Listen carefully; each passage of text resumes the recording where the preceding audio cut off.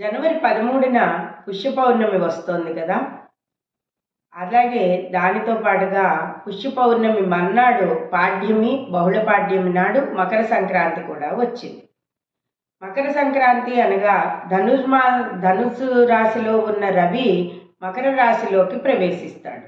ఆ సమయంలో ప్రవేశించే సమయంలో ఉన్న పుణ్యకాలాన్ని, రవి సంక్రమణ కాలాన్ని మకర సంక్రమణము అంటాం. ఇక్కడి నుంచి ఉత్తరాయణం ప్రారంభమవుతుంది.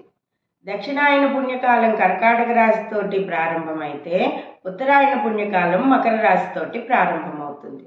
మకర రాశిలో సూర్యుడు ప్రవేశించగానే మకర రాశి మొదలుగా కర్కాటక రాశిలోకి ప్రవేశించే వరకు కూడా మనకి ఉత్తరాయణ పుణ్యకాలం ప్రారంభమవుతుంది. ఈ ఉత్తరాయణ పుణ్యకాలంలో సూర్యుడు ప్రవేశించగానే ఇక్కడి నుంచి ఎండలు ప్రారంభమవడం, వాతావరణంలో వేడిమి తయారవడం అది జరుగుతుంది. దక్షిణాయనం అంతా కూడా చంద్రకళలను ఆరాధిస్తాము, ఉత్తరాయణం అంతా కూడా సూర్యారాధన చేసుకుంటాము. ఇది పూర్తిగా ఆరోగ్యానికి సంబంధించినది.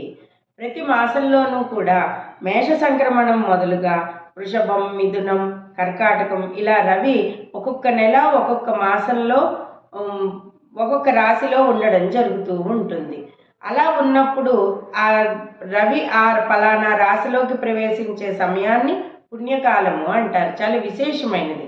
ఈ సంక్రమణ పుణ్యకాలంలో ఒక దక్షిణాయనంలో కానీ ఉత్తరాయణంలో కానీ ఈ రోజున గోదావరి స్నానం, నదీ జలాల స్నానం, పుణ్యతీర్థ స్నానాలు చేయడము, అలాగే పెద్దవారికి పితృదేవతలందరికీ కూడా సద్గతులు సంప్రాప్తించేలాగా వాళ్ళందరినీ కూడా తలుచుకుంటూ మనం బ్రాహ్మణులకి తగు దానాలు చేయడం అనేది అనాదిగా వస్తున్నది. ఇది కరెక్ట్గా అపరాహ్న సమయంలోనే ఈసారి 2:30 వచ్చింది.